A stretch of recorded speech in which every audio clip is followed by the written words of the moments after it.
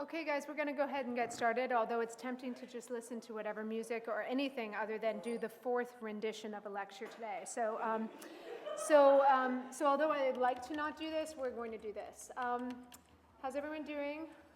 First of all, thanks for coming to the right lecture, because we had at least 50 or 60 extra people in the last one, just everywhere peppered around. So thanks for coming to the right time. It's very kind of you all. Today we're going to finish up our discussion. We started in the earlier class, but we're going to continue it now, talking about those years right around World War I. And if in the first class we talked about the years leading up to World War I, today we're going to talk about the years kind of during, at the end, and right after World War I. I'm going to talk, it's a little confusing lecture in terms of, we're going to use this rubric of Utopia to discuss what that means, and particularly discuss, how these various art movements in the years around World War I, maybe we're looking for some kind of way out of the political realities of this situation. But we're also going to use it as a mechanism to start talking about abstract art, and completely abstract art. Now, initially, this idea of a double lecture today really came out of my own anxieties. My anxieties about, there's so many themes that I want to expose you guys to in relation to visual culture that I haven't done. So, I'm realizing we only have a couple weeks left after today. But in part, it also really came out of this notion that these themes, while, as many of you probably already know, they're largely interchangeable. In other words, I'm going to show you Andrea Zattel's work here. I could easily have talked about her in relation to everyday life, but today I'm going to present her in relation to Utopia. But I guess what I realized is that the themes are what matters to me, because these themes that we're discussing in relation to history, different cultures, different socio-political moments, are really what you guys are inheriting as artists, designers, cultural producers. And so, the questions we're going to ask about Utopia in the early part of the 20th century are the same kinds of questions we would ask about it today when we think about this issue as a sort of thematic preoccupation for art and design. So just to kind of keep that in mind as we go through these terms, they're really, to me, in some ways, it's the term or the theme that's as important, or maybe even sometimes more so important, than the historical material I'm organizing around it. So just to kind of keep that in mind. Okay, so today we're going to talk about Utopia. And I have a feeling you guys have all heard that term before and maybe even know how to define it. But I'm going to spend a little time defining it here in relation to how I'm thinking about it, so we're all on the same page. And particularly, I'm taking a notion of utopia that first gets coined in the 16th century. His name, by a guy by the name of Sir Thomas More. And he writes a book in 1516 called Utopia, in which describes this fictional island in the Atlantic Ocean. Now, in that, basically, it's a perfect society that's on this fictitious island, and then we watch as that kind of erodes within More's book. But for our purposes, we can take that definition and that very word utopia and expand out from there. First of all, from its Greek root, the word utopia means two things. It means no place, and it means good place. So no place and good place. And those two terms actually need to be seen in connection to one another to understand what a utopia is. And so I'll come back to that in a second, but by utopia, I mean a community or society possessing highly desirable or perfect qualities. So again, a community or society possessing highly desirable or even perfect qualities. That space between that Greek root of the word, or that Greek definition, no place, good place, signals the real conundrum of what a utopia is.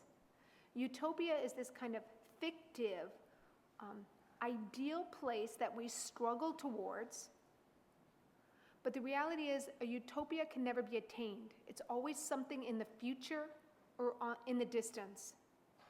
In fact, if we laid out all of the qualities that we feel would make a utopia, and we as a society worked to get there, as soon as we got there, we would realize that the utopia that we thought we were getting could be better. right? Could be a little bit more perfect. And we would then have that to work towards. So to go back to the Greek root, good place and no place, they're the same. That's why they're so, in the Greek translation, that there's a kind of elision between those two terms, because that really is the definition of utopia. It's this imaginary, perfect place that can never really be attained, but which provides all sorts of fodder for thinking about how to right or improve upon different kinds of social or political difficulties.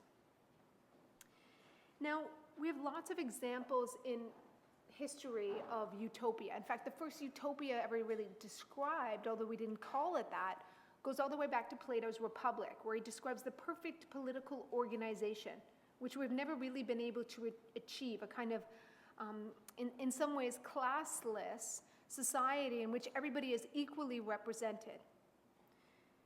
There's other kinds of utopias we've talked about as society, ecological ones, new ways in which society should be organized to relate to nature.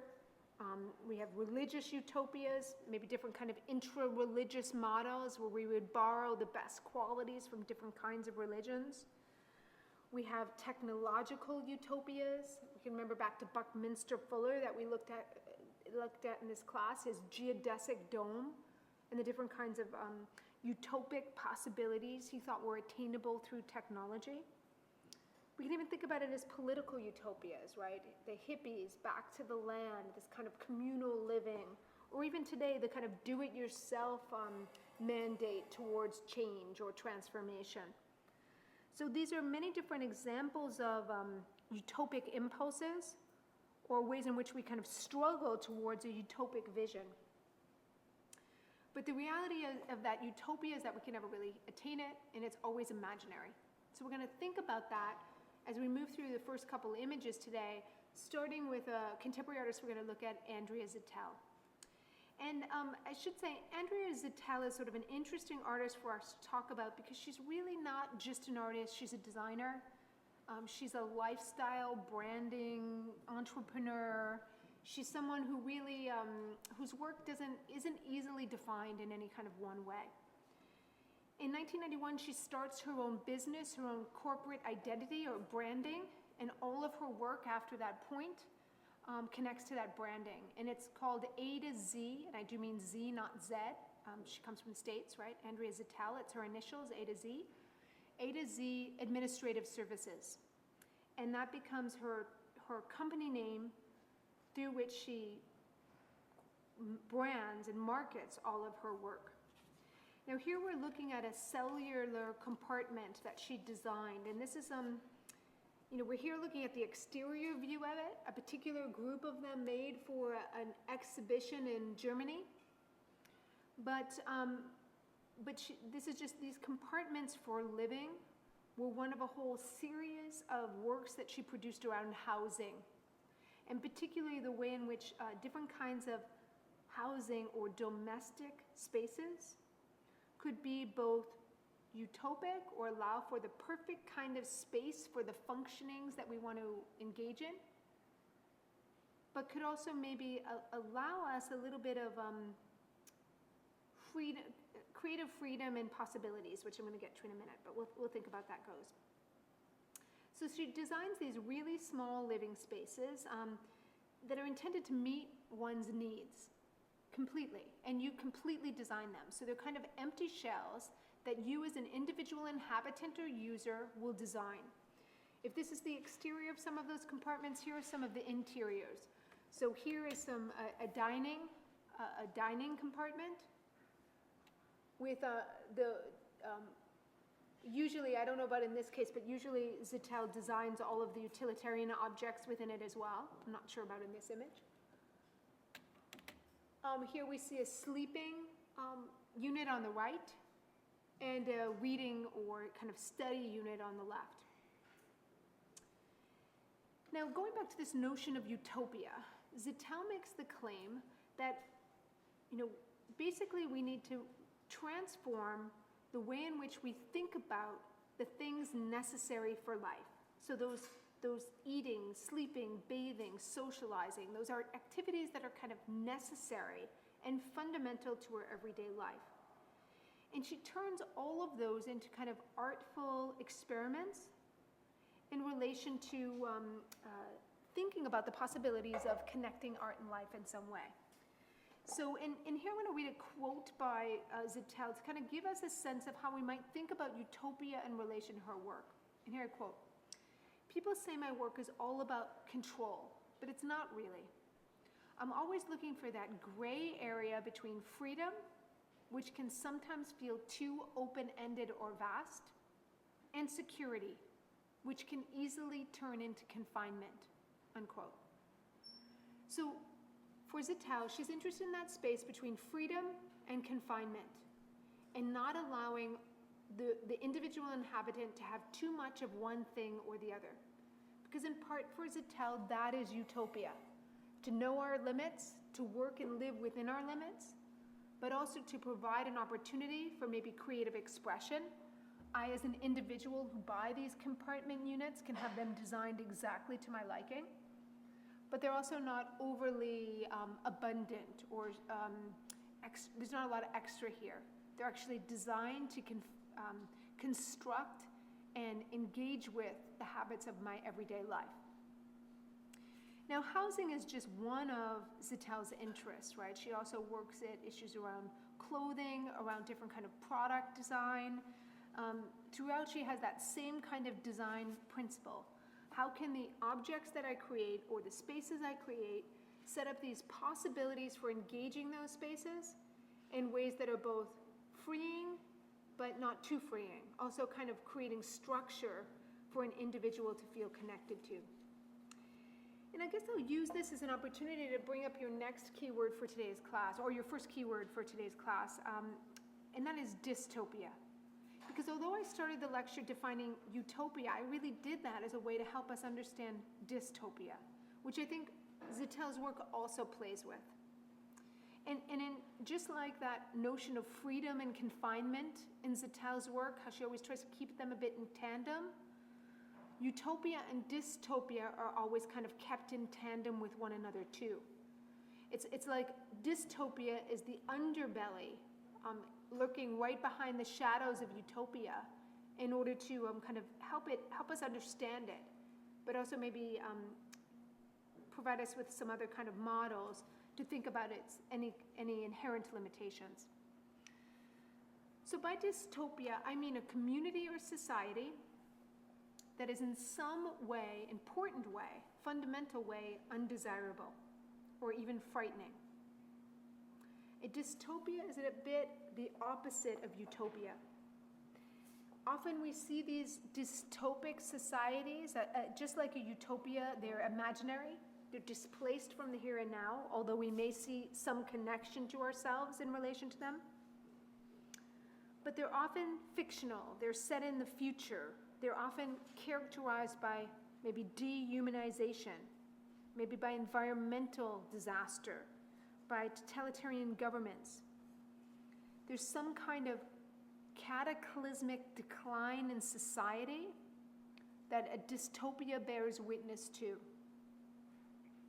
And often we talk about or use dystopias in fiction, science fiction, different kind of literary genres, as a way in which to draw attention to real world issues, important issues regarding the environment, politics, ethics, science, technology, you name it. So this notion of a dystopia is, again, always connected to utopia in some kind of organizational way, but it's sort of like its imaginary opposite, right? It has all those frightening possibilities that utopia is supposed to protect us from. Ernesto, did you have a question? Yeah, does it mean anything when a utopia is destroyed? For example, Atlantis sinking? Sorry, what was it? Does it mean anything when a utopia is destroyed? Does it have like a... What was the example you gave of the... Atlantis sinking? Does it mean anything when a utopia... but even Atlantis is, I guess I would say in relation to that, Atlantis is never really attainable, right? I mean, it depends on how you understand it, whether it's completely imaginary or whether it had roots in a real society that disappeared. And so even that notion of how we invest in Atlantis, whether it disappeared or not, demonstrates that understanding of a utopia as unattainable. So I guess, yeah, it's unreachable in some way, whatever that may be. So I think a utopia has to have a displacement. Oh, I was thinking, I don't know, that meant that somehow the illusion is destroyed or something. No, I mean, again, it goes back to where you're taking your historical count from in relation to Atlantis, but no, I mean, it depends how you read it. And even if it was a real society in a real place and time, the very notion that it would be utopic is up for question, right? That it would have those qualities to it. I think historically we invest a lot in that kind of conception, but it's more about who we are than what was actually there. I mean, we have all sorts of famous depictions of dystopic or dystopian societies in literature and science fiction. So we can think about things like 1984, the George Orwell book, which takes place in a totalitarian, super invasive state apparatus. Or we can think about one of my favorite books by Ray Bradbury, the Fahrenheit 451, where it's a state that lives out of fear of what might happen. Fahrenheit 451 corresponds to the temperature that books burn at. So it's a society where books are burned and where knowledge is tried to be suppressed. Or we can think about Blade Runner, or we can think about the Hunger Games, a more recent example of a dystopian society, right? Where you have a government which controls its people by maintaining a constant state of fear through forcing randomly selected children to participate in this kind of annual fight to the death. So this idea of a dystopia is something that we're equally interested in, right? Maybe as a kind of cautionary tale or as some way to play out the consequences or the potential of some sort of environmental or social crisis we might be facing. So just like utopia, dystopia has a function. And they may be imaginary, but they're important mechanisms through which artists, thinkers, cultural producers, philosophers begin to contemplate the reality of particular social and political situations. And so again, it can be imaginary, but that doesn't mean it doesn't have connections to real world events or issues. Okay, so thinking about how, again, and maybe this will, whether you consider this a utopic or dystopic possibility, but as I mentioned, Andrea Zattel does a lot more than just create housing or these housing units. She also produces clothing. She produces, we're going to look in a minute at one of the islands that she has produced. We'll just talk about this piece here, but in 1991, she kind of came up with this realization. She, again, is interested in everyday life and how we have gotten off track somehow in the ways in which our everyday life is programmed. So she began to realize, wait a minute, I don't need to, let's think about clothing as a possibility. What are the ways in which we're obsessed with clothing, whether it's about clean clothes or new clothes or finding clothes, or maybe it's even taken up a notch. Somebody who's interested in fashion or consumption, buying clothes, buying things. So she thinks that just takes away a lot from our everyday life. That takes too much time. So she wants to opt out of that. So she decides that she's going to create one outfit herself, make it herself, and use that as the outfit that she'll wear for a full season. I think she starts off the first couple of years doing it. She'd wear one piece of clothing for 6 months, and then she went to 4 months, 3 months, and created a new piece of clothing for every season. And she argued that there's, that it makes sense in a way that we worry so much about how to construct a sense of our public performance, this clothing that tells people who we are, how we're supposed to be in the world, that this utilitarian uniform that she's going to design will kind of take us out of that. And so for many years, she doesn't do it as much anymore, I don't think, but she started creating these dresses or frocks, and she would use them as a way to and to kind of take herself out of the fashion industry, take herself out of that model of consumption. And she started with very simple single-strand uniforms where she made a kind of cloth out of a single strand, which is woven. And then she used different kind of fibers or different kinds of weaving or felting as a way to make her fabric. But the idea was very simple. Creates a very particular piece of clothing that was no seams involved, maybe use safety pins to connect it, and that would be her kind of uniform for long periods of time. And so, again, she's using her everyday life as a place to think about those tensions between things that are freeing and things that are limiting. So the uniform is freeing. She doesn't have to think about what do I wear, how do I participate in latest fashion trends, whatever. At the same time, it's maybe confining. Maybe she gets really sick of wearing that one piece of clothing over and over again. Show you one more piece by Zettel. This is one of a series of pocket properties she made, or that's what she called them. This particular one is a 44-ton floating kind of fantasy island, which was at the point that this photograph was taken off the coast of Denmark. It was actually a piece commissioned by the Danish government, in which Zettel created, if we think of it as that fantasy island, she created it as a space that she could escape to kind of get out of the difficulties of living in major cities. So she actually went there, lived on this island for 2 months, and on it was basically everything you would need to survive. So it's a portable, habitable property which could allow you a sense of stability and security. Rainwater's collected. There's opportunities for growing on this tiny little island. But it also doesn't give you more than what you would need to enact that or to do that. So if this is the outside of the island here, we see here two interior views of, or two other views of what that might look like, an interior sleeping space, and then on the outside, just a kind of one of those concrete rocks that are made to kind of demonstrate a space for contemplating and looking out into nature. Now, Zettel's work has been kind of one way of starting to think about that line between maybe utopia, dystopia, between freedom, confinement. But we're going to now move back into the early part of the 20th century. And as I promised earlier in today's class on Cubism, that I was going to tell you a little bit more about World War I. And although it has nothing to do with the slides you're looking at here, I just want to make sure we're all on the same page when I say World War I. Because I know we know what it is kind of generally, but I want to make sure we understand the implications of it.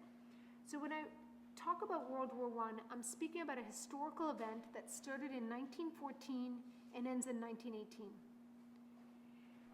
During that time, we see 9 million soldiers killed in the war effort. It's a war fought between two kind of axes of power. We have the UK, France, Russia, eventually Italy and the US, kind of connecting and associating themselves with what were called the Allied powers, or the Allies. We have Germany, Austria-Hungary, Ottoman Empire, and Bulgaria uniting into what are called the Central Powers. Now, the war is caused in some ways, well, in a couple ways, over questions about imperialism. In fact, we go into the war with most European nations, not most, but a good half, having connections to royal families or some notion of imperialism.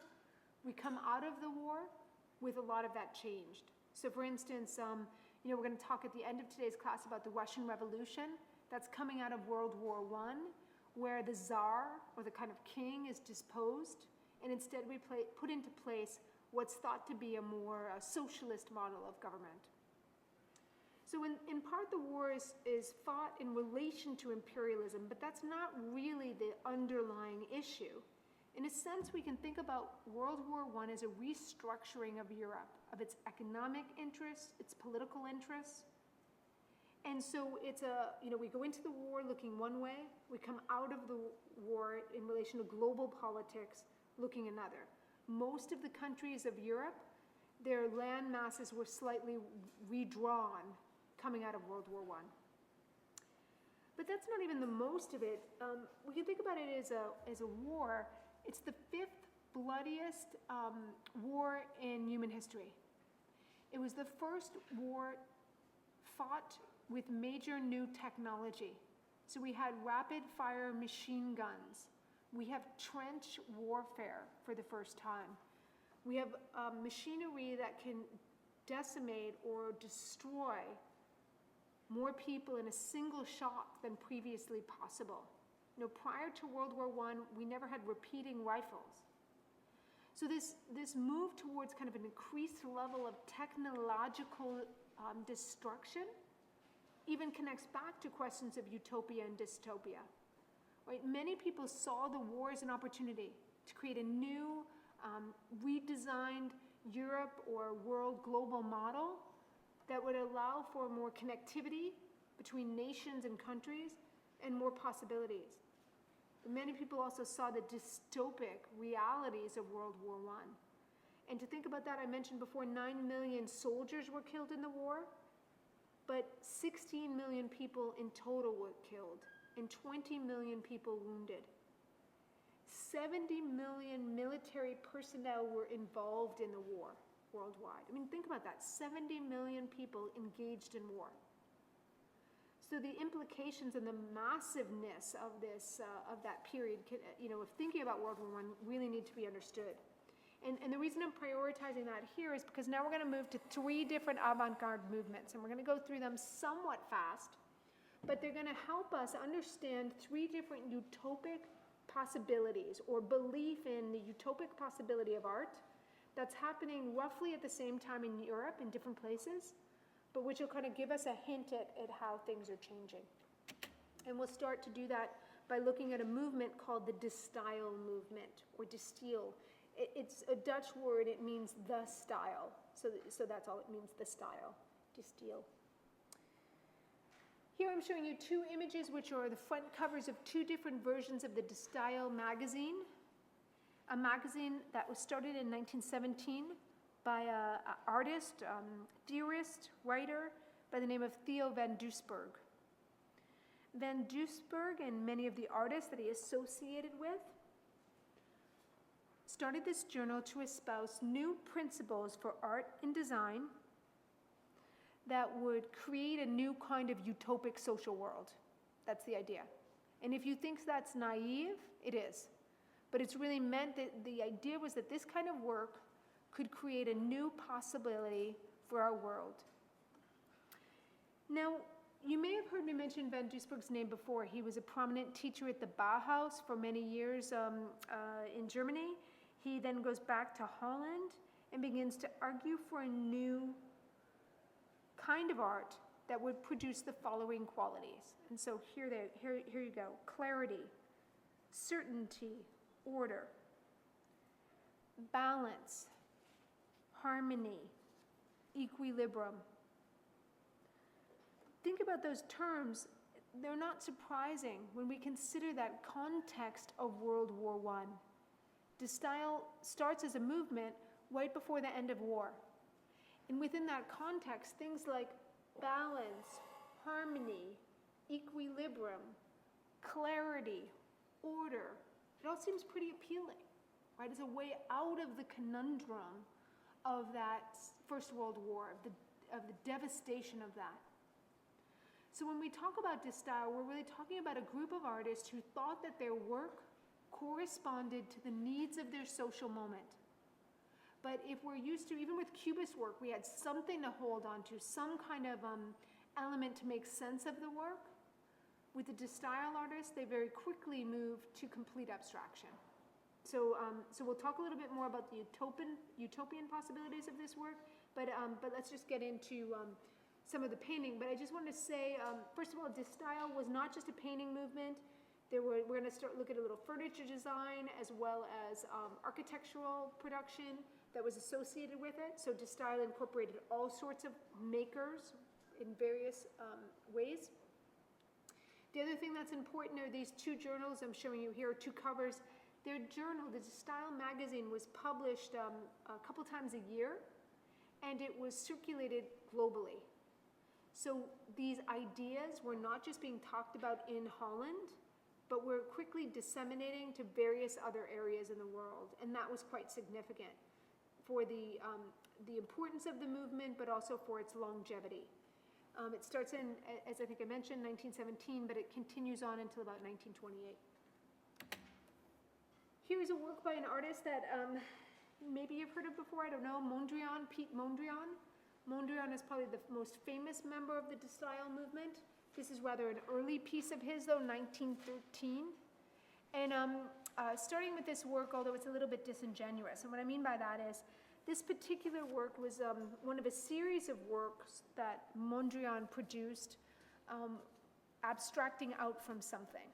So what you're looking at here is one of a series of paintings that he produced as he was looking at a tree, a very complex tree with lots of branches but no leaves. Now, we can't really see any still referent of that tree in the work. There's nothing in the title that tells us about that. There's nothing really even in the image that would completely correspond if I hadn't already mentioned that to you. But this is, for Mondrian, it becomes a way in which he can get to abstraction. And just so we know who Mondrian is, he's a Dutch painter. He's very influenced by his own context. So he takes up as an important kind of figure, somebody like Van Gogh, an earlier Dutch painter. He's influenced by Cubism. In fact, in 1911, he sees a show of Cubist painting of Picasso and Braque's work in Amsterdam, sent there by Kahnweiler. And he's so influenced by that, he travels to Paris to meet the artist. Once there, though, he begins to have questions about Cubism. And he argues that the Cubists did not really accept the logical consequences of its own discovery. That is, Cubists were always staying connected to a referential content, right? They were always trying to connect back to some conception of a real object. Maybe hard to get to, we might not all get there in the same way, but there's some connection to a real referent in the world. For Mondrian, the logical conclusions of Cubism would be that you no longer need to reference anything real in a painting. That actually a painting can be an expression of composition and form, and that's all it needs to be. It can be unhinged from any kind of literal content. And here's where I want to bring up another keyword for today's class called art for art's sake. And maybe some of you have heard of that term before, but we could substitute for the term art for art's sake, we could also substitute autonomous art. We could substitute abstract art. We could even substitute non-objective art. All of those terms, to some degree, mean the same thing. An art that has no literal content dependent on representational form. So it has no referent in the real world. So an art for art's sake is really a kind of art that has an intellectual content based solely on intrinsic form. So form in the arrangement of that form in a composition. It's freed from the responsibility to depict anything in the material world. And it's no longer attempting to serve a particular didactic purpose. And that's important. You know, most of the work that we've looked at in this course has been telling us something directly. Maybe it's making claims about a sitter in a portrait. Maybe it's telling us some historical narrative or some kind of didactic claims about power or about privilege. With art for art's sake, as the term implies, an art that's only about art, this work is instead meant to provide opportunities for contemplation, for self-reflexive viewing. And this goes back to what we were saying about cubism. As we move away from work that has a recognizable content, we have more and more space for the viewer's own interpretation, for the viewer's own reflexive engagement with a work of art. And that's directly proportional, right? You know, as we lose any recognizable content, we have more space for a viewer's contemplative, self-reflexive interpretation of a work. Now, I think that's gonna, I mean, I suppose it's easy to think about, you know, as we start to consider Mondrian and this kind of abstracting out, maybe we can look at it and get a sense of treeness, whatever that might mean, or kind of, you know, a sense of some sort of organization or patterning that could connect. But very quickly, de Stijl kind of creates this reduced pictorial language for how these works are meant to be executed.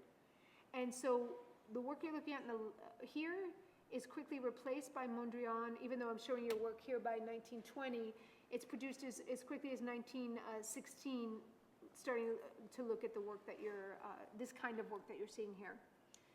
As I said, de Stijl has a reduced pictorial and compositional elements.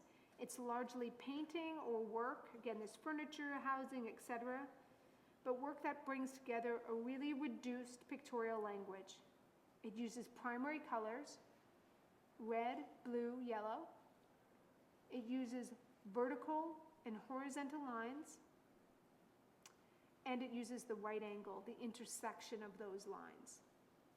So, and I think a lot of this abstract work we're going to be talking about, geometric abstraction today, uses the right angle. And there's a reason why the right angle becomes so important for many of these artists. Up until the 1960s, when new technology allowed us to see inside a crystal, to look at how a crystal is formulated, the right angle was the only shape that was thought not to exist in nature. In other words, it was a man-made or humankind articulation. It was something produced by people. We since know that crystals actually can contain right angles in them, so that was a little bit off. But in the early part of the 20th century, that emphasis on the right angle said something about this belief in human articulation, but what it means to make a mark. So the right angle became a kind of symbol, if you will, for that, that notion of a man-made or humankind-made cultural production. Although in the case of de Stijl, it really is man-made because there's no female artists associated with the movement. Now this painting is a little bit early for Mondrian. He's still working out the language. We can see the vertical, horizontal lines. We can see the reduced palette. We can see the right angle, but there's still some gray in the painting. And for the most part, Mondrian quickly gets rid of that and goes just to the primary colors and white and black. And so this kind of painting that we see in 1920 is quickly replaced by what you're seeing here in 1922.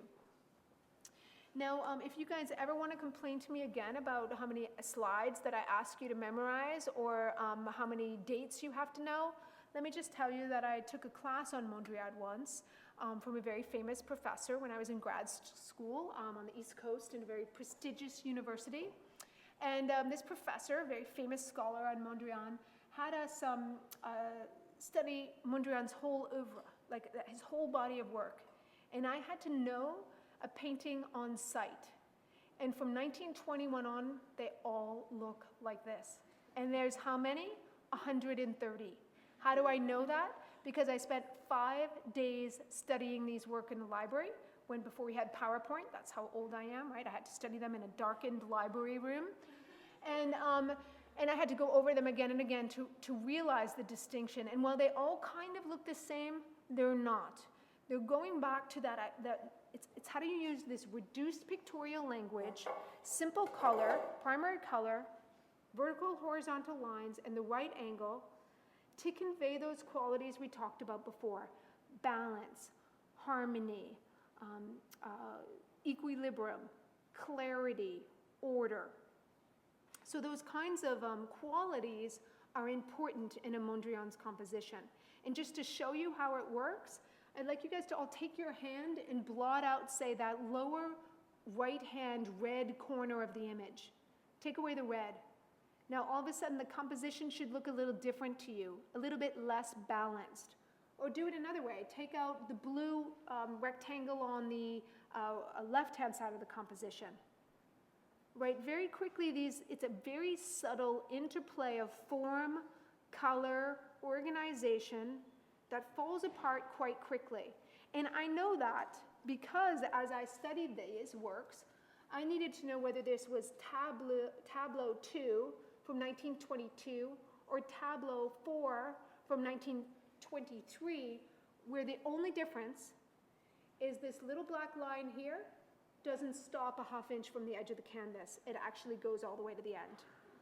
So that's why I don't really care when you complain about memorizing, because I'm like, I did my time, it's okay. But what I learned in that, and I hate to give it to this professor, I still hate him, but what I learned is that I actually realized that there's a subtlety in doing that, and maybe this was his idea all along, though I'd never say he was that smart, although he probably is, but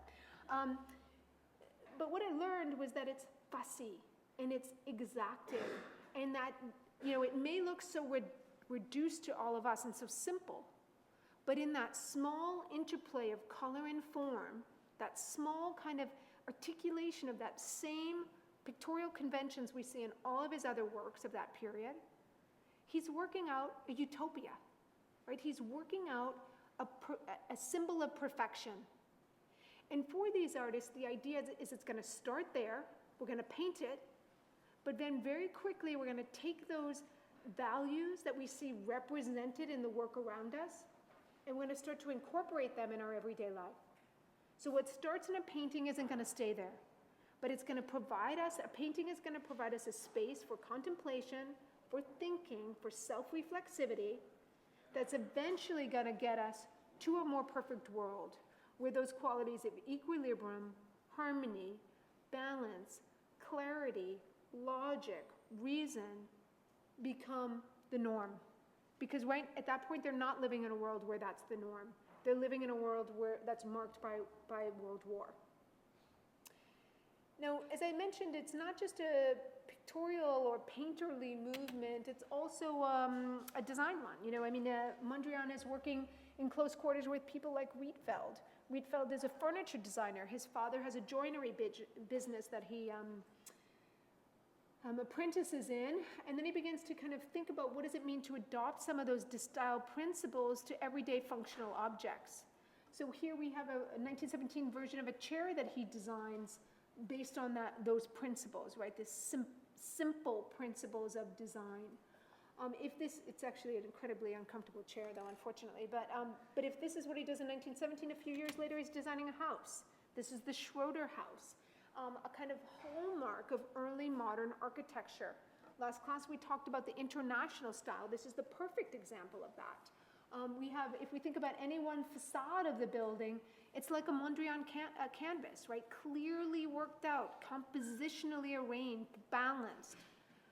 But if we look at the interior of the building, it's also pretty revolutionary in terms of how it thinks about living. It reminds me of Zittel a bit. Notice all these lines on the ceiling. It's tracks. It's for tracks. It's retractable walls. It's the first open plan concept where you can actually have walls that separate into private spaces, or which you choose to remove if you want to just have everything open and communal. So every floor of the house has that kind of function. Inside it, we have all the furniture designed. I think we can just see the back of a red and blue chair there. I can't tell if it's the exact one, though. It might be an earlier manifestation of it. But we can even see the other kinds of functional objects or spaces as they're designed in the house. They're kind of using these design principles. The thing about these works, whether we're talking about style or we're going to look at two other avant-garde movements in a minute, is whether these artists, we can talk about utopia, and we can talk about the possibilities that this work has for, creating those values of balance, harmony, etc., and kind of projecting them out into the world. But there's a lot of naivete around this stuff, right? These artists believed for a moment it could happen, that it was that simple to change the world. Very quickly, though, they realize that's not exactly it, and we see many of these artists kind of moving on to other articulations. So I think there's, it's almost like with Cubism, where we had to kind of suspend our disbelief for a moment so that, you know, I could just tell you what you see, and then you could hopefully maybe see it or not, who really cares, right? But it's the same with this utopian impulse. For a second, we're just going to have to take that leap of faith that at that moment, it was possible to believe it was that simple, that they could create this new kind of art that everybody had access to, right? You didn't need any education. You didn't need any kind of sense of historical narratives, Greek mythology, Christian history to understand the images. All you needed to do was look at them and spend time with them and engage them. They were a simple language of representation that could appeal to anyone. But the reality was they didn't really appeal to anyone. So just like even today we have 95% of the population turning towards that representational work of art, that Rembrandt on the left that I talked about earlier, and only 5% going towards that abstract work on the other wall, you know, that's kind of what happened to this work. They thought it could work, but it never really gained that popular, broad appeal to make it foreseeable, to make that kind of utopian impulse foreseeable. Any questions about de style? Okay, then I'm going to start talking about the next movement, although I do want to go back to one of our keywords. And when I say the next movement, this work's all happening at the same time. It's just 3 different manifestations of it. They're all called different things. They're all kind of concerned with maybe specific issues in relation to Utopia. But they all look, they're all part of the same kind of simple geometric abstraction. And if you thought Mondrian's canvas a second ago was kind of reduced, look at Malevich's here, right? It's a black square. It's nothing more. In fact, it gets a little tarted up in this representation because we see some of the staining on the edges of the canvas, or if we had a real, a new bulb in that projector, which I think I've asked them now 4 times to replace because it's going out and the color's all distorted because of it. If we had a real bulb in that projector, you might even be able to see some of the cracking on the surface of the black square because the paint itself has fractured over time. But the reality is none of that's really important because it was really meant by Malevich to be as simple as that, a black square, nothing else on the canvas, an articulation of the right angle. That's what it's about. Yes? I suppose the white dot in the middle is supposed to be? No, it's not supposed to be there. It's just a black square, yeah. Don't get too fancy. There's nothing really more to the image than a black square. And that's kind of significant, and we'll talk about Malevich here, but let me just tell you that he actually charts a movement, or he starts what he calls a movement, and he names it suprematism. So think like supreme with a tism on the end, suprematism. And suprematism was a movement that Malevich's utopic kind of, and there was other artists associated with it, but it was like his utopic vision of how to kind of use art in pictorial representation to provide new ideas or new possibilities for its viewer. Before I get too much into what suprematism is, though, I want to introduce another one of your keywords for today's class, and that word is theosophy. And theosophy is an important keyword to think about in relation to the artists that we're looking at today, because both Mondrian and Malevich believed in theosophy. And theosophy is a kind of quasi-religious movement that starts in the latter part of the 19th century, particularly 1875, by a Russian mystic. And her name is Helena Petrova Blavatsky. And I'll just spell her last name for you, Blavatsky, B-L-A-V-A-T-S-K-Y.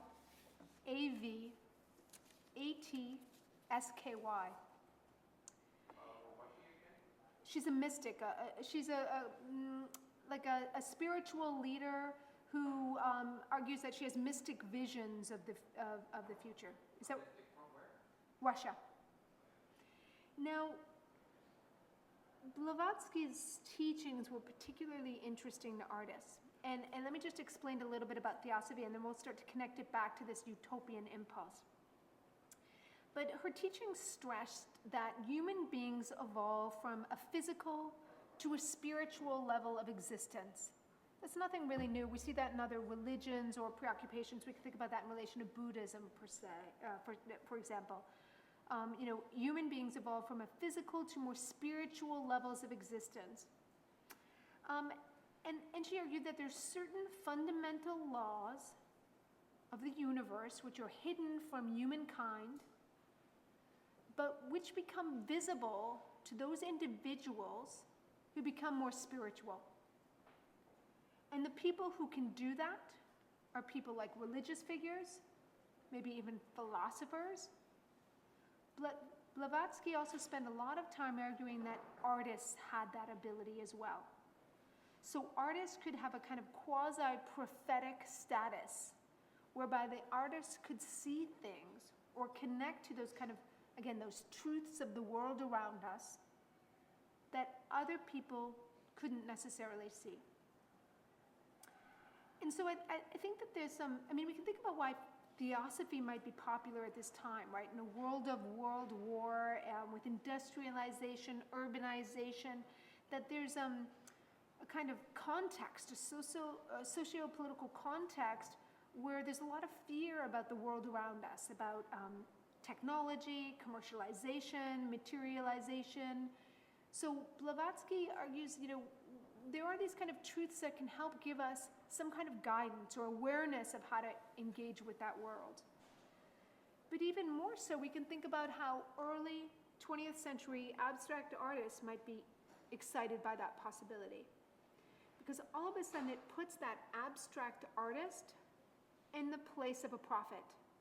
Right? That artist is like a soothsayer, someone who can tell the future or help get us there. And so as early abstract artists began to play with the possibility of an art for art's sake, it might be drained of referential content, there might be no recognizable subject matter, but there's still plenty of content, right? It's about serious philosophical contemplation. This work is about, it may look like simple colors and forms, but it's about a space of reflexivity, a space to look at and engage with the world around us. So this, again, when we talk about content in a work of art, abstract art has content. It's just a different kind of content. And so that's what we're going to try to think about as we move through Malevich's work here. Okay, so Malevich and suprematism. Like most of these early abstract artists, Malevich was very concerned about self-promotion, how to get his work out there. So like the De Stijl artist, he's producing, writing in journals, sending those out. But he's also writing texts which become ways in which to mark out the parameters of the movement. And in this way, we can kind of think about one more keyword for today's class, the manifesto. When I talk about the manifesto, I'm really discussing or engaging with a text, a short text, that is some kind of public, verbal declaration of an artist or a group, motives, or views. A manifesto often promotes some kind of radically new idea. And it does that in sometimes a polemical way, right? It argues like the art of the past is junk, and we need to argue for this new work. They're often first person in nature. Sometimes they're politically organized. Sometimes they're about an individual. Sometimes they mark out the terms of a group. But a manifesto is a kind of text that is about that public declaration of intention, and about an intention that prioritizes a radical shift or radical change in cultural constructs. Now, that's important for Malevich, because Malevich writes a series of manifestos, as do most of the artists that we're engaged with. Theo van Doesburg writes manifestos. Mondrian doesn't, although Mondrian writes a lot of texts about what is the purpose of painting, what does painting mean, what can painting do at that time. But Malevich in 1915 writes a leaflet which accompanies a 1915 exhibition of the Black Square. And in fact, accompanies this exhibition. I forgot I had a detail of it here. And you'll notice there's two black squares in the image. Well, you can only see two. There's one here installed here. That's the one we were just looking at. There's another one here. This is actually not a black square. We just can't see the rest of the composition. And then we see all sorts of other works, some by Malevich, some by other artists associated with suprematism. In a second, we're going to look at the work here in a little bit more detail. But let's just go back to this manifesto. He publishes a manifesto in 1915 to accompany this exhibition. And the title of the manifesto is From Cubism and Futurism to Suprematism. So from Cubism, which we looked at this morning, and Futurism, which we were supposed to look at this morning, but we didn't, and to Suprematism.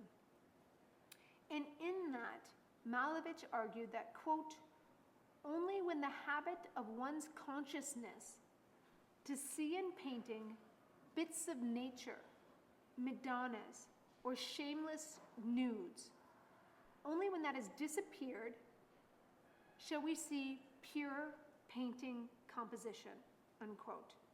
So he's really hyping it up there. Right? He's saying we got to get rid of our old baggage of not being able to see the world around us without seeing recognizable content, and only then can we really understand what this new kind of painting can do.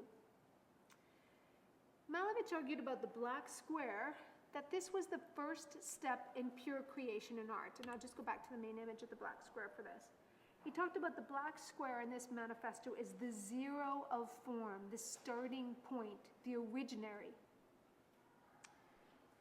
He went on to say that suprematism was a kind of movement or a kind of art practice where it's all about pure feeling in art. It's all about not the objective representational world around us, but some kind of direct connection to emotion, to feeling, and that might lead us towards some kind of spiritual awareness.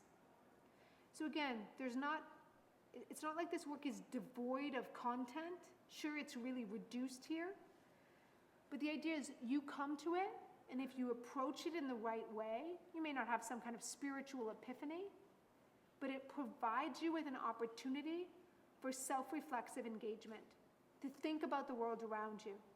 And that's really all it's about. One other thing I just want to bring up here is notice the placement of Malevich's black square in that upper corner of the wall. I think we talked about that site or that space here as being the space in a Russian Orthodox home that was reserved for the display of an icon, right, a religious icon. We talked about those all the way back in the medieval class that we did. So that's the space typically reserved in a home for a portrait that's meant to provide spiritual, kind of a spiritual conduit or some kind of connectivity to a spiritual realm. Here Malevich takes that place over and puts his abstract black square in the center of it. Again, to play with the notion that this new kind of art can take the place of all that other work, all that other stuff. Oh, sorry, in the back?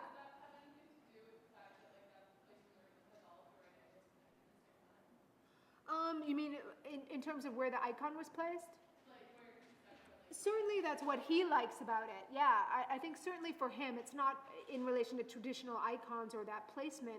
I think it was more about visibility. It's visible in the room anywhere at once, and it kind of is overlooking or creating this kind of overarching presence in a room. I think that's why initially icons, I mean, I'm no medievalist, but that would be my gut.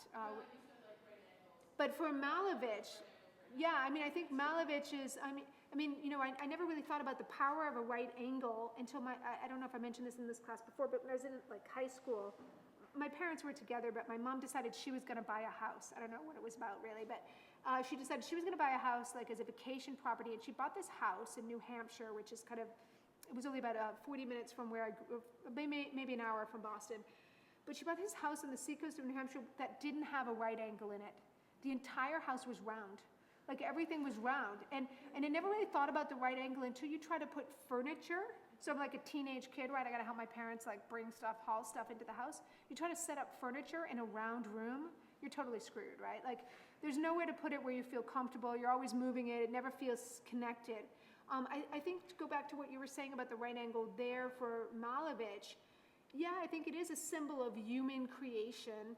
I think it's also a symbol of organization and clarity, right? That we're used to. I mean, think about it. You guys enter this room, you all assume, you don't have to. It's like a gestalt. We don't have to see the back corner of a room to know it's there, right? You just a priori know it's there when you enter, based on your experience and understanding of spatial relations. But imagine if all of a sudden that wall, that corner was taken out and curved. You'd never know that was coming if you walked into the room without turning around and seeing it, right? So Malevich is very aware of the way in which spatial relations play out in connection to the right angle, and I think in a very interesting way. Jane? Is the room really large or is the chair really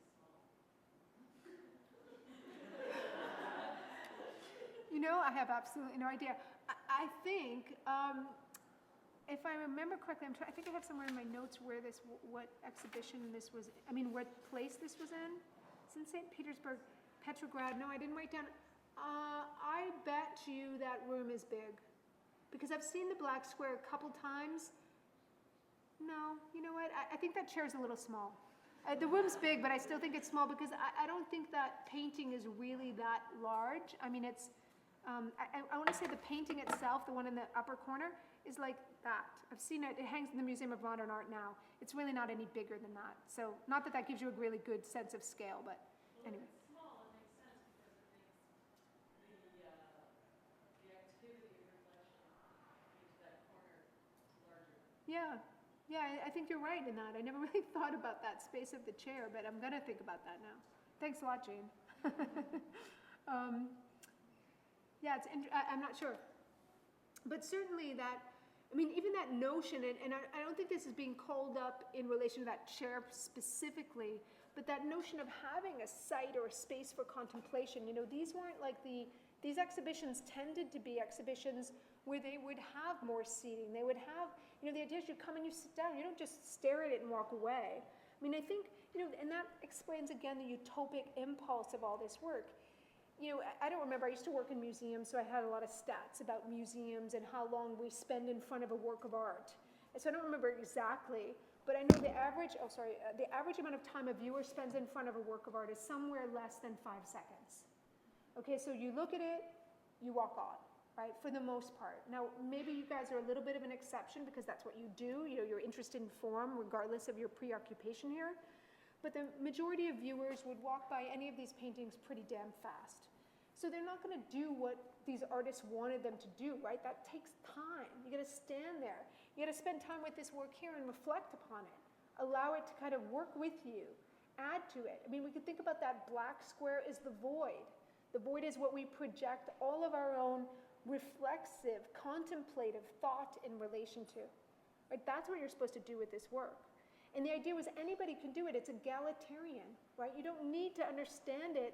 We all understand a black square, right? But that's the kind of conundrum of this work.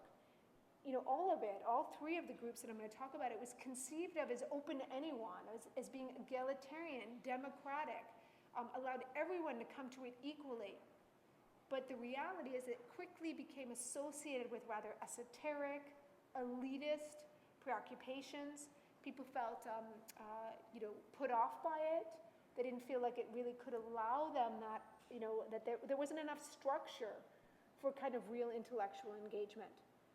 And it comes back to that conundrum. I think we've talked about this in the class before. Maybe I even said it an hour ago. I don't remember anymore what I've been saying today, so who knows, right? So if I already said this in this class, I apologize. But the idea that the work of art, does it contain all its meaning, or do we make it up? How do we negotiate that relationship?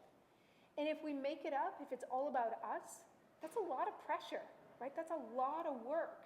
I understand why people just want, you guys come in here, don't you want me to just say it and write it down? And you don't have to think about it again, right? You just have to study it, repeat it back to me. Sometimes we want that. Sometimes we want, there's times where I go home and I just want to pick up my mystery novel. Because my mystery novel is simple, right? It's a simple whodunit with some, I don't like a lot of gore. I like them pretty straight up, like a whodunit. And I don't want to really think about anything more than that. So like when I'm going to bed, I'm probably not going to pick up my Baudrillard or my Foucault or my Habermas or my Einstein or whatever other random text I might read. I'm going to pick up the no-brainer, right? Because sometimes I don't want to think. Other times I want to think. I want to be critically engaged. And the idea is to maximize, I think, and that's what university teaches you, to maximize the critical engagement, otherwise realizing we also need downtime where that plays in different unconscious ways in our brain. But these artists, what I think they didn't realize is that not everybody wants to provide that kind of intense, reflective, contemplative experience all the time. So they thought people would flock to them. But the reality is many people were really off-putted by this kind of production because it required too much work on the part of the viewer and too much engagement. Okay, let's think about that in relation to, we're not going to really talk about, I'm tired of suprematism now, so we're going to move on. It's like, I feel like that's what it's come down to at this point of today's class. We're going to move on to the last group that we're going to talk about today. And in some ways, these are the most exciting, although I left them to the very end, so who knows. And these are a group of artists that are associated with a movement called constructivism. So like construct with an ism on the end. I feel like this is the day of isms. And constructivism, if Malevich's work is happening also in Russia, but in the early years of World War I, constructivism takes us out of World War I into a new Soviet society, which I'm going to talk about in a minute. But was there a question at the back? Oh, no, okay, yeah. So let's talk about that. As I mentioned, everything, World War I changes the landscape of globally, really, but particularly of Europe, and it has big implications for Russia as well. Russia starts the war with the Tsar, and it ends the war with Lenin. And that kind of sums it up. It kind of goes from a kind of imperial model of government with a monarchy or like a monarchy to a socialist government or communist, the founding of communism, which was came out of the Russian Revolution starts in 1917, I think, and it continues from there and eventually leads to Lenin becoming the ruler or the leader of the party, as we're going to talk about in a second. Now, we've talked about Marx before, and I should say that Marx's social ideas, so his version of socialism, his belief in a just society with communal ownership of property, with communal goods and services, was an attempt at a kind of economic system that allowed for equality in a way that, as Marx often argued, capitalism could not allow for.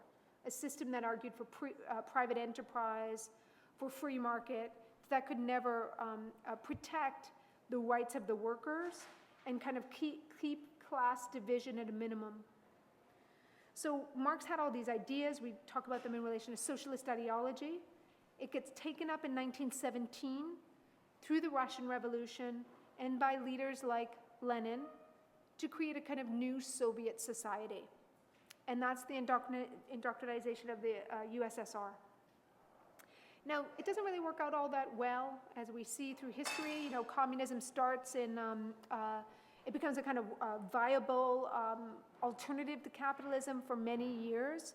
But, as we move out of World War II and then into the postmodern period, we see a lot of communist nations changing their political system, falling, and there's very few left today. So we can think about Cuba is even kind of a soft form of communism now and how that might be changing.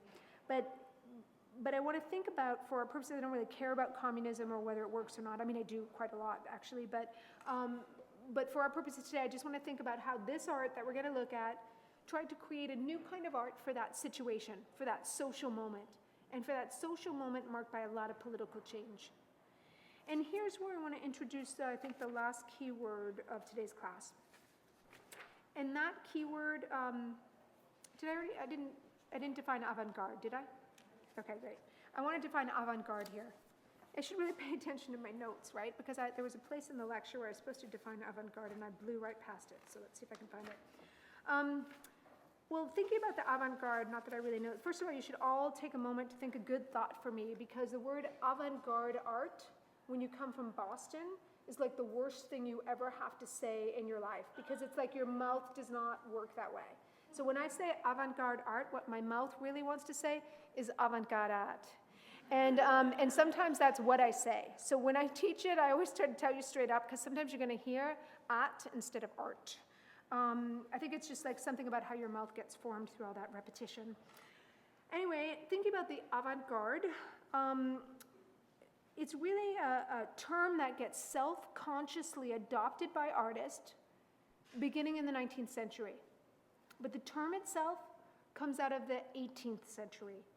And it's a term that was used in the military to talk about those troops who were at the forefront of any kind of military engagement.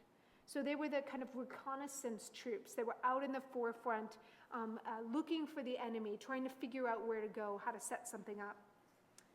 So in relation to the military, they were the ones who took the most risk, right? They were the ones, the troops who were in the most danger.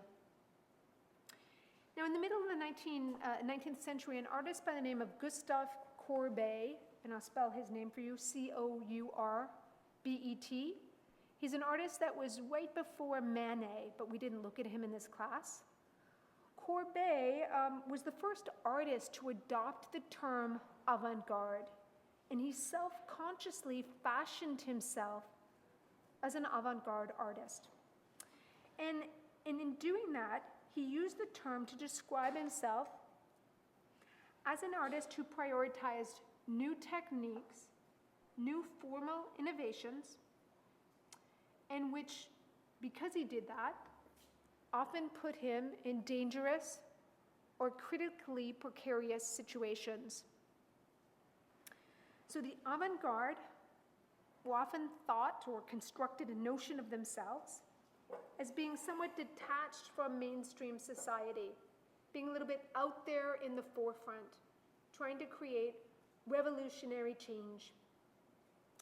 In this way, they fit with that romantic vision of the artist we've talked about in this class before, right? They are misunderstood, bohemian, caught up in the throes of some kind of creative activity that's really almost, an impulse or intuition, and which is somehow separated from the everyday world in which they find themselves. I mean, that's the myth of it. But the reality is, an avant-garde artist is one who is assuming a contradictory position, who's attempting to demonstrate him or herself as oppositional to traditional or conventional modes of production. And that's how we're going to think about it. All of the artists that we're talking about in today's class would have understood themselves as being avant-garde, as flouting tradition, moving away from tradition, towards new kinds of possibilities. Now I'm going to take it one step further, and I'm going to break the avant-garde into two subcategories.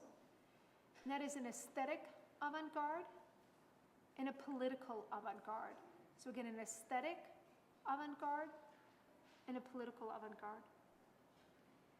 An aesthetic avant-garde is only concerned with those ideas, with that radical innovation in aesthetic ways. So how does it trouble art institutions? How does it challenge conventional modes of representation? The political avant-garde wanted to connect those aesthetic innovations with real social or political change. And here I often mean artists that are associated either with anarchistic politics, in the case of many of the constructivists, with socialist ideology. But there's a real interest in how this work then connects to a public and creates new opportunities for political transformation. So let's think about what that means for the constructivists that we're going to look at here.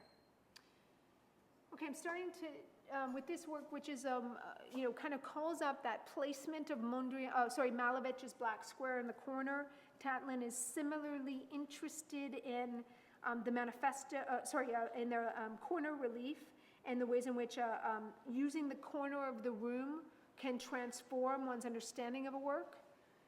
Constructivism is largely a sculptural movement, so there are painters associated with it, but like with De Stijl, we have designers, book designers, graphic designers, clothing designers, we'll see a little bit of that in a minute, associated with the movement as well. Think about it just in relation to kind of the sculptural production we're looking at here for a second. It's a new kind of sculpture than what we've looked at in this class largely before. Most of the sculpture we've considered in this class has been what might be called the subtractive method of sculptural production. You start with a block of marble, you take away pieces of it, you subtract from it, right, to get to that form. Constructivism is what would be called an additive method of sculptural production. You take different pieces and you add them up in space to make a bigger form. And so these artists are interested in building up work piece by piece in space to create new kinds of sculptural possibilities. But you'll notice this sculpture is not on a pedestal. It's not removed in some kind of private aesthetic space, no niche here, no separation. These artists wanted the work to connect to people in very direct ways. They believed it had that possibility, that it was a new art for a new socialist society. And so even if it's abstract, even if it has nothing didactic to say, this art for art's sake could exemplify the ideas of a new society. And particularly, it could allow for self-reflexive, critical engagement, which, as Lenin would have argued, is an important marker of that socialist society. Right? We have to have critically engaged, thinking citizens. Now, we'll come back to that idea in a minute, but we'll just look at a couple other works. Here's a work by the artist Nam Gabo, his column. And I know it's a little bit hard to see in the image, but just to note, it's not actually round like a column, although its base is, and this element hanging off it is here. It's actually a column which is made of two perpendicular and intersecting pieces of plexiglass. And those two kind of planar bisected pieces create a kind of sense of volume or space that's meant to articulate a column. Many of these artists were interested in that kind of sculpture. So again, that additive method of sculpture, but where it's really about geometry, how precise mathematical forms come together. They're highly influenced by engineering and technology. There's a lot of new materials from the World War I effort, so new plastics, new kind of compounds in their work. But they begin to think about, how that work can demonstrate how these new materials, which are available to anyone, which anybody could pick up and work with. You don't need to have the sort of breadth of knowledge of a sculptor training in the Medici's humanist school, as Michelangelo did. Right? Instead, anybody can come to this. Anybody can begin to play it out, think about it. So, we see even with this column here, or a couple pieces we'll look at next, this kind of simple intersections of volume and space and how that might be articulated in the simplest materials. Another artist associated with the movement, Rodchenko, and here is one of his hanging constructions. These are works, a whole series of works he created out of single sheets of plywood, which he then cut out and created these hanging shapes, which are all, basically they're all held in tension with one another. As he cuts these shapes out, he then spins them on an axis, and the overarching outer form holds the work in tension, holds it together. So it's a kind of very simple geometric exploration, but which creates this kind of delicately balanced sculpture.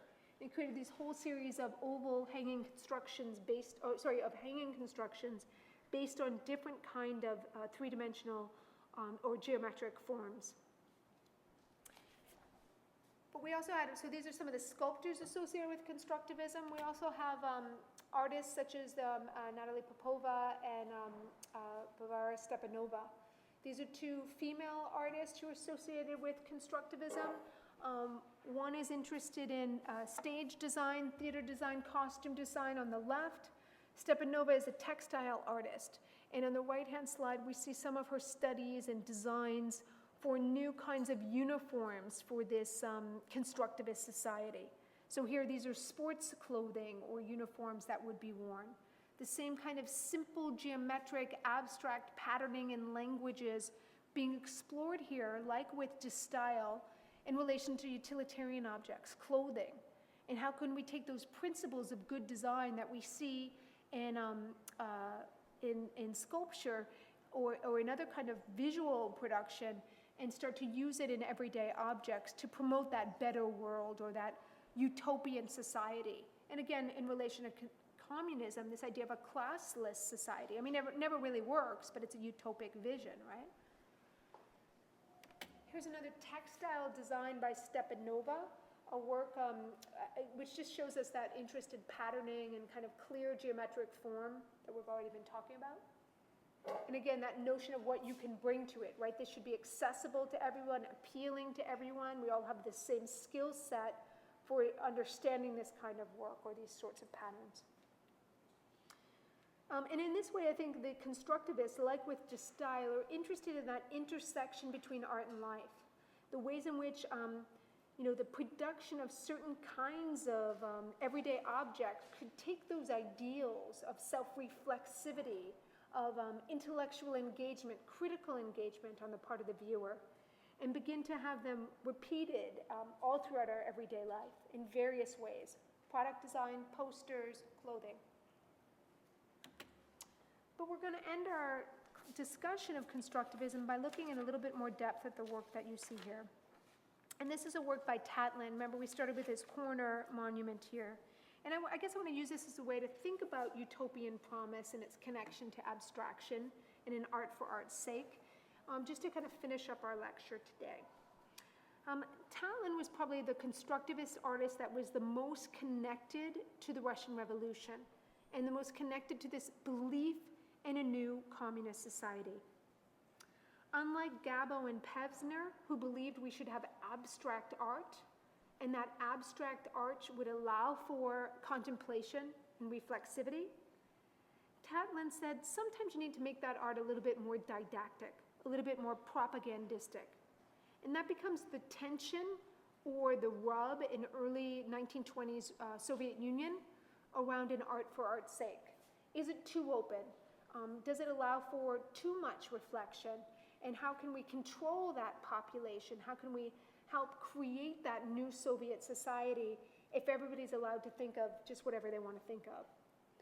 So here he creates a model for a monument. And I want to be clear, it's a utopic monument. In other words, it's paper architecture. He creates this model of something that could at the time never be built. In fact, even today, parts of it could not be constructed, but more it's technology, not its, well, most of it could be, but anyway, I'll just go with that. And to be clear what it is, I mean, Tallin's somebody who really conceived of his definition of an artist. I mean, he saw himself as connected to a political avant-garde, but he really thought about himself as an engineer artist, so about transformations of technology.